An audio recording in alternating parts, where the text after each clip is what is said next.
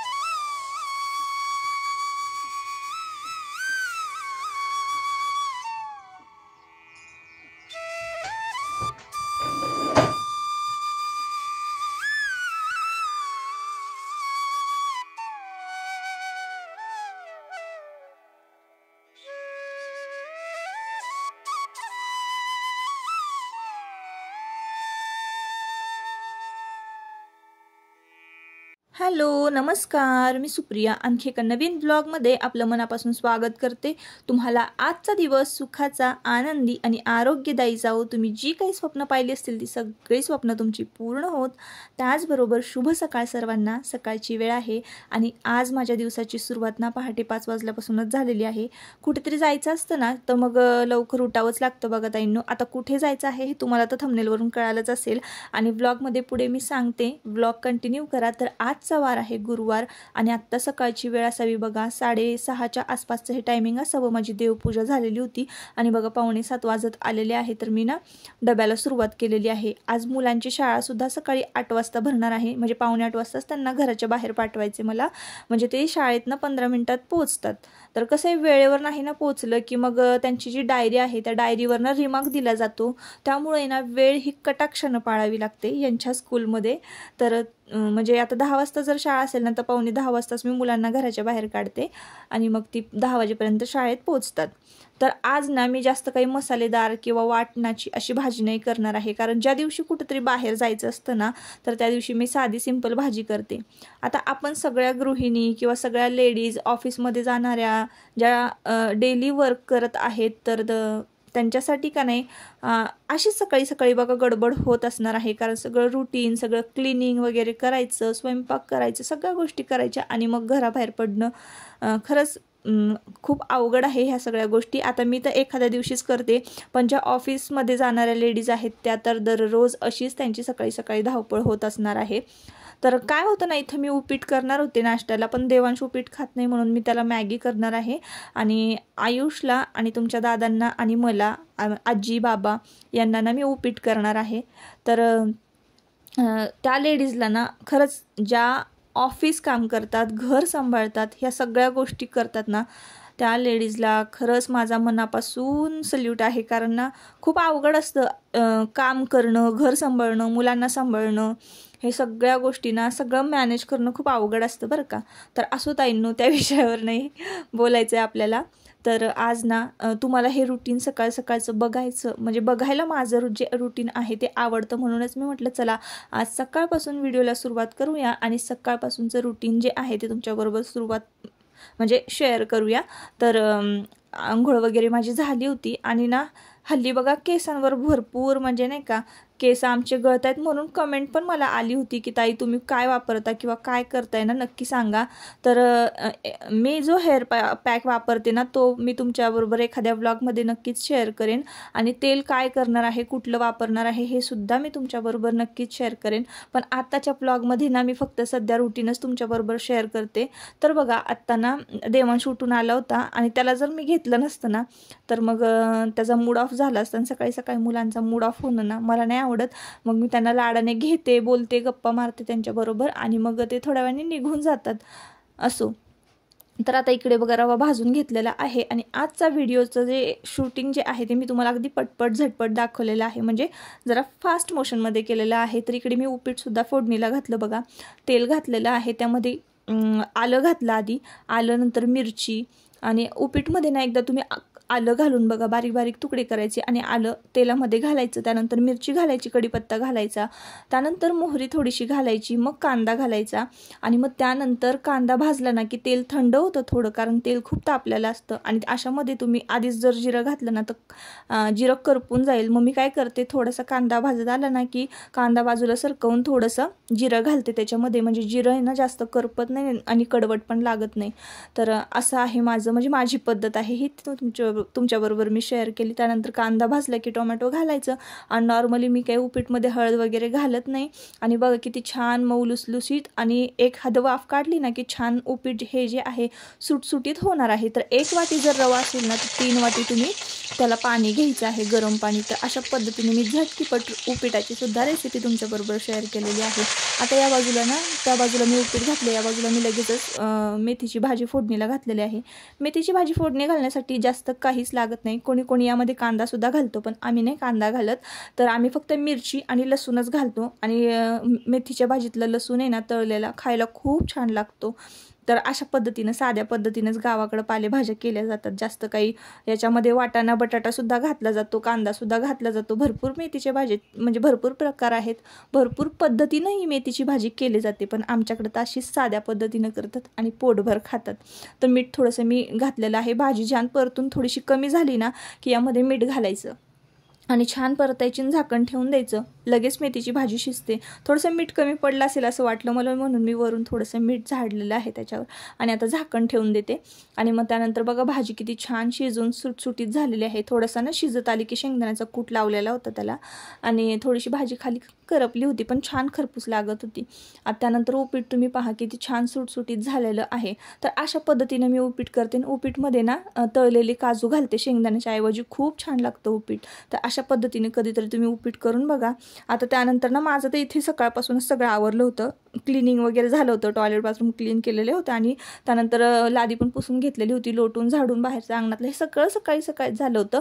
फक्त मी त्याचं शूट घेत बसले नाही तर व्हिडिओ खूप मोठा झाला असता आणि ते मला पण एडिट करायला खूप अवघड जातं आणि मग वेळेवर तुमच्यापर्यंत व्हिडिओ पोहोचत नाही. त्याच्यामुळे ह्या बारीक सारीक गोष्टी मी जास्त शूट घेत नाही. तर आता ना तुमच्या दादांचं लवकर आटपतच नव्हतं. दादा तुमचे तयार होत होते आणि मग तो 5-7 मिनटं जे शिल्लक राहिले होते ते का वायाला घालवा असं माझ्या मनामध्ये विचार आला आणि मग मी लोणी काढून ठेवलेलं होतं ना, तर ते लोणी हलवायला घेतलं आणि तुमच्या दादांनी कपडे घालून लगेच बाहेर आलेत. तर आता विचार केला की आता लोणी तर हा फेटायला घेतलेला आहे, मग ते तसंच ठेवून जायचं. त्यांना एक 5 मिनटं म्हटलं थांबा जरा, म्हणजे मी हे लोणी पण पटपट फेटून घेते. आता ह्या ब्लाइंडरनी ना लोणी फेटायला अजिबात वेळ लागत नाही आणि आता मी संध्याकाळी जर घरी आले असते ना थकून, तर मला पण हे लोणी फेटावंसंच वाटलं नसतं आणि मग जास्त दिवस लोणी ठेवलं ना की मग त्यात तुपाचा वास येतो, नाही तर मग चिलटं वगैरे होतात. त्याच्यामुळे ना फ्रेश लोणी जे आहे ना मी संध्याकाळी बाहेर काढून ठेवलं तर फ्रीजमधनं आणि सकाळी लगेच हे लोणी हलवून घेत असते. आता तुम्ही मिक्सरमध्ये किंवा रवीने जर हे लोणी हलवत असाल ना तुम्हाला खूप वेळ लागेल, पण अशा पद्धतीनं म्हणजे मी जसं हलवते ब्लेंडरनी तसं जर तुम्ही हलवायला गेलात ना अगदी 5 ते मोजून 7च मिनटं लोणी हलवायला लागतात. त्यामुळे ना तुम्हाला या ब्लेंडरची जर लिंक हवी असेल तर लिंक असं मला कमेंट करा, मी तुमच्याबरोबर लिंक शेअर करेन. त्यानंतर लोणी बघा हलवून झालेलं आहे, पाणी काढलेलं आहे आणि हे लोण्याचं जे ताक आहे ना तर ते मी कढीपत्त्याच्या नाही तर मग आमच्याकडे लिंबाचं झाड आहे त्याला ओतते आणि आता ते ब्लेंडरचे जे ब्लेड आहेत ना ते मी त्यात तुपाच्या भांड्यामध्ये ठेवले जेणेकरून ते उतू जाऊ नयेत आणि सासूबाईंना लक्ष ठेवायला सांगितलेलं आहे. आणि आत्ता मी निघालेले आहे सकाळचे बघा, मुलांना सोडलं स्कूलमध्ये तुमच्या दादांनी 8 वाजता आणि 8:30 वाजता मी निघालेले आहे बहिणीकडे जायला. आता कशासाठी जाते आहे तर तेही तुम्हाला सांगते. तर त्याआधी मी तुम्हाला ना आमच्या वाईचा आजूबाजूचा परिसर दाखवते. तर हळदीची शेती, आल्याची शेती, भाताची शेती, कोणी ऊस लावलेला आहे, असं आजूबाजूला ना रस्त्याच्या बाजूला म्हणजे दोन्ही बाजूला बरं का हिरवीगार शेती आहे, मोठमोठी वडाची झाडं आहे आणि हे हिरवगार दृश्य बघत जर प्रवास करायचा असेल ना तर हा प्रवास संपूच नाही असं वाटतं. आणि तुम्ही जर इतर दुसऱ्या कुठल्या भागामध्ये राहत असाल ना तर तुम्ही जर वाईत आला ना तर तुम्हाला वाई सोडून जावीशीच वाटणार नाही.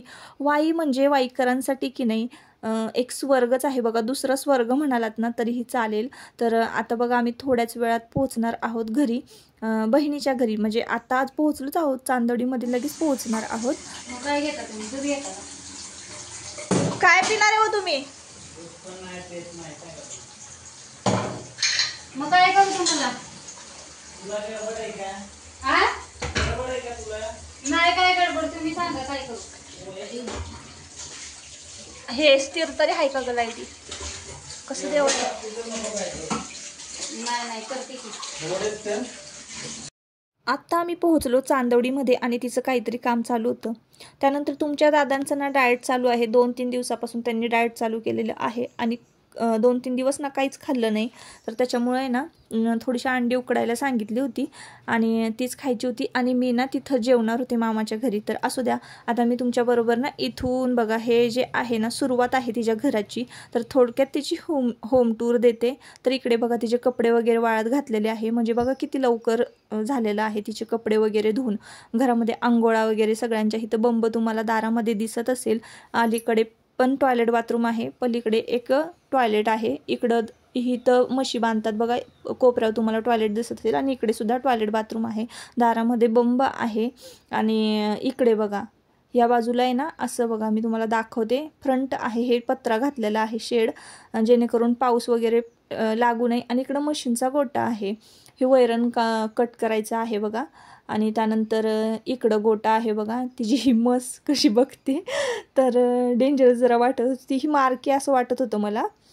आता ती म्हस काय भाऊ देईना आपल्याला असं वाटतंय मला. जाऊ दे बाबा, मारकी आहे. तर असं आता चला इकडनं मी तुम्हाला घर दाखवते. तर इथं वैरण वगैरे ठेवलेली असते. तर टिपडं आहेत धान्याची, म्हणजे कोंबड्यांना वगैरे खायला घालायचं खाद्य कदाचित तर त्यात ठेवलेलं असावं. आता हा मेन दरवाजा, इथं चप्पल काढली ना की इथून एंट्री होते. हे हॉल. तर हॉलमध्ये की नाही आता हे बघा या आहेत ननंदबाई, म्हणजे आशाताई, म्हणजे तिच्या ननंदबाई. आणि त्यांनी आम्हाला लहानपणी सांभाळलेलं आहे. आता ते कसं काय ना ते एखाद्या ब्लॉगमध्ये मी तुम्हाला सांगेन. मध्ये जे बसलेले आहेत म्हणजे तिचे मिस्टर आहेत आणि कडेला बसलेले आहेत ते दादा होते, म्हणजे मोठे दीर तिचे. आणि त्यानंतर इकडे बघा आता लाईट लावलेली आहे. तर खॉट आहे लोखंडाची, एंट्री केली की तिथं. आणि तिची तर कामाची गडबड चालली होती. मी बघा थोडंसं शूट घ्यावं म्हटलं आणि तुम्हाला गावाकडचं घर दाखवावं. तर बघा इथं हा लाकडी माळा आहे आणि कौलारू घर आहे. तर पहिली बघा असेच घर असायची, एकत्र कुटुंब असल्यामुळे ना कौलाची मोठमोठी घर असायची. खिडकीत उभं राहिलं ना की बघा हे बाहेरचं असं दिसतं. तर ह्या तिच्या जाऊबाई आहेत. काही दिवसांपूर्वी ना त्यांचं निधन झालं. स्वभावाने खूप छान होत्या, इतक्या मनमिळाऊ होत्या ना की अजूनही त्यांच्या फोटोकडे बघितलं ना की डोळ्यातून पाणी येतं. तर काही दिवसांपूर्वी, काही महिन्यांपूर्वीच त्यांचं निधन झालेलं आहे. आणि किती छान देखण्या आहेत ना. तर असो ताईंनो, ते पण मी तुम्हाला कधीतरी सांगेन की हे सगळं कसं घडलं. तर असो, तर आता बघा थोडक्यात आता इथून हॉलमधून एंट्री होते किचनला. तर किचनमध्ये एंट्री केली ना की हे बघा हे असं एका बाजूला तिचं देवघर आहे आणि कडेलाच किचन ओटा आहे. तर यापूर्वी की नाही इथं कोबा असायचा, म्हणजे ना शेणानं सारवावं लागायचं. त्यानंतर थोडासा तिनं बदल केला आणि लादी बसवून घेतली. नाही तर मग हिवाळ्यामध्ये काय व्हायचं ना, खूप थंडगार पडायचं आणि पावसाळ्यामध्ये ना खूप ओलं पण व्हायचं तिथं. म्हणजे शेणानं सारवलं तर ते लवकर वाळायचंच नाही आणि तिला खूप म्हणजे झोपायला हे करायला प्रॉब्लेम व्हायचा. त्याच्यामुळं तिनं मग थोडासा बदल केला आणि फरशी बसवून घेतलेली आहे. आता शूटिंग करताना माझी नजर पडलेली आहे तिने खुटीव ठेवलेल्या साडीवर. तर मला वाटतं ही तिची साडी आहे आणि आता ते घेऊन जायचा माझ्या डोक्यामध्ये प्लॅन आहे. साडी आजीची कधी घेतली? मैत्रिणीची. खोटं बोलू नको, खोटं बोलू नको. मैत्रिणीची म्हणती, कुठेवर मला साडी दिसली बघा आणि म्हणती मैत्रिणीची आहे. खरं बोलायचं. ब्लाऊज पण मैत्रिणीचा आहे का मग? हा ब्लाऊज तर शिवल्या ना ह्याच्यावर. ब्लाऊज पण मैत्रिणीचा आहे. दे आता गौरी, खरं सांग, खरं सांग. अगं खरंच की. तर आम्ही एकमेकींचे लहानपणापासून कपडे घातलेले आहेत, लग्न झाल्यानंतर पण एकमेकींच्या साड्या नेसलेल्या आहेत. त्यामुळे ना हे आमचं नेहमीचं बघा हे असं चालूच असतं. काय बोलू आता, कामाची गडबड काढली. कसं आहे म्हणायचं, आमचं घर आवडलं का? मस्त तुझी अशी बघत होती ना बाई किरक्या डोळ्यानी. अगं हे खायला देतात.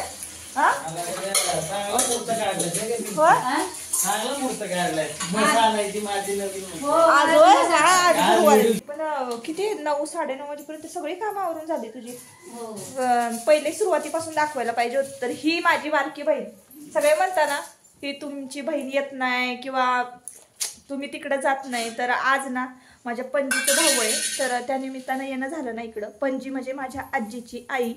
तर तिची हो माझ्या आजीची आई. तर तिचं म्हणजे ती आता एक्सपायर झाली 10 दिवसापूर्वी ना. 10 वय.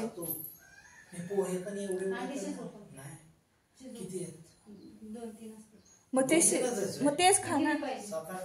हो हो 7-8 जेवढे आहे तेवढेच खा. नको करू पोहे मी पण नाही खात. चालतं तुमच्या श्रावणात. चालतं काय चालत नसलं तर चालतं सगळं चालतं. काय सांगू ठेव तिकडं पोहे. मग पोहे नको करू.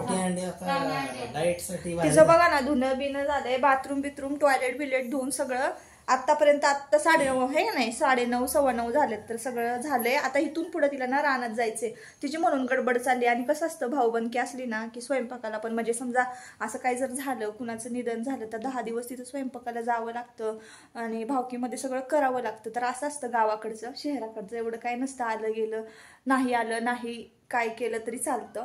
पण गावाकडचं आहे ना हे असं असतं बघा. तर आता मी तुम्हाला सुरुवातीपासून तिचं घर दाखवते म्हणजे होम टूरच देते थोडक्यात. आता तिनं एवढं काय आवरलेलं नाहीये थोडं समजून घ्या. घासून बिसून ठेवले घासले नाही मग घासून बिसून ठेवलेत म्हणते मी. ते दिसतात तेवढं चकाचक.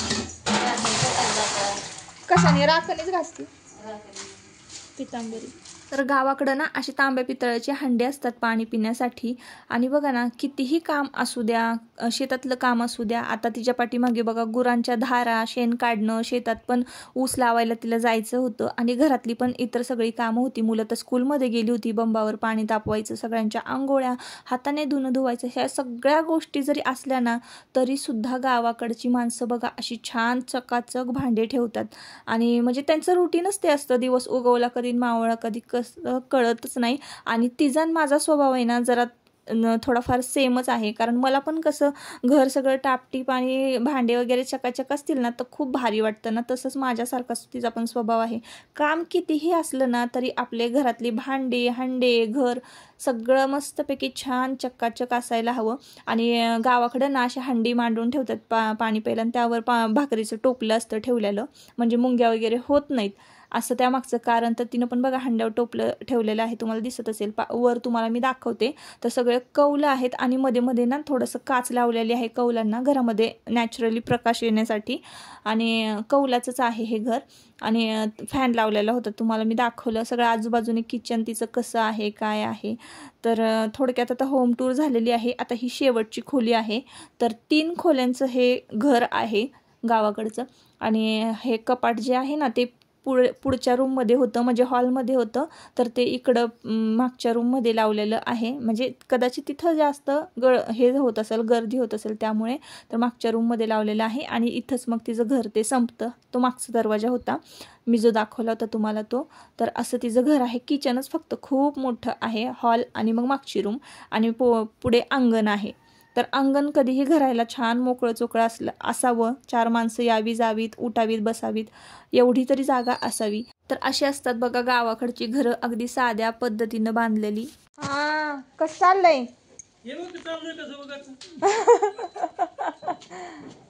बरी आहे का तुमची तब्येत? दादा आलेला का बस दादा मध्ये आलता ती तब्येत नाही बरोबर. तर माझ्या पंजाजीचं धावं होतं ना ते करून आले. तिथं मी काही तुम्हाला दाखवलं नाही कारण परिस्थिती तशी नाही आहे ना. 10वा आहे 10व्याला ते शूट करणं पण बरोबर वाटत नाही. एखाद्या दिवशी मी आले ना तर नक्कीच त्या घरची पण ओळख करून देईन. म्हणजे माझ्या आजीचं माहेर जे आहे हे चांदवडी आणि तिथं पण माझे मामा मामी राहतात. तर मी खूप दिवसांनी इकडे भेटायला आले होते ना तर तिची मुलं मला ना खूप दिवसांनी म्हणजे वर्षांनी मी कितीतरी बघते आहे याला. 1-1.5 वर्षानंतर मी तिच्या मुलाला बघते इतकी जवळ असून सुद्धा. तर मला ना मी आज भेटल्याशिवाय त्याला जाणारच नव्हते. तो स्कूलमध्ये गेला होता तर मी स्कूलमध्ये त्याला भेटायला गेलेले होते.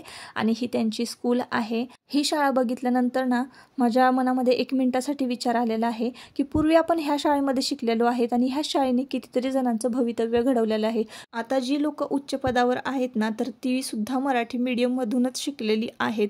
तर मला असं वाटतं की एवढं जर दर्जेदार शिक्षण आपल्याला गावाकडे मिळत असेल आणि इथं बघा तर संपूर्ण वर्गामध्ये ना 2रीला समर्थच विद्यार्थी आहे. आणि एक टीचर जेव्हा एका विद्यार्थ्याचा अभ्यास घेतात तेव्हा त्यावेळेला बघा तो विद्यार्थी किती हुशार होऊ शकतो, म्हणजे किती पर्सनली जास्त लक्ष त्याच्याकडे दिलं जातं आहे. कारण इंग्लिश मिडियममध्ये ना 20 विद्यार्थ्यांमागं एक टीचर नेमल्या जातात, पण ह्या मराठी मीडियममध्ये एकच टीचर एकच विद्यार्थ्याला शिकवते. तेव्हा मग त्याचं भवितव्य कसं घडणार आहे याचा तर आपण विचार करू शकतो. तर असो ताईंनो, आता हे थोडंसं मी मराठी मीडियमबद्दल सांगितलं तुम्हाला, की खरंच तुम्ही आवर्जून गावाकडच्या शाळेमध्ये मराठी मीडियममध्ये मुलं घाला. खूप खूप हुशार होतात आणि मराठी मीडियमचे टीचर जे आहेत, झेडपीच्या ज्या शाळा आहेत पर्सनली खूप चांगल्या आहेत, चांगलं लक्ष देतात आणि चांगले शिकवतात. तर असो ताईंनो, आता या व्हिडिओचा इथंच शेवट करते. तुम्हाला आजचा ब्लॉग कसा वाटला मला नक्की कमेंट करून सांगा, आणि तुम्हाला आजचा ब्लॉग आवडला असेल तर नक्की आपल्या चॅनलला सबस्क्राईब करा. Bye bye.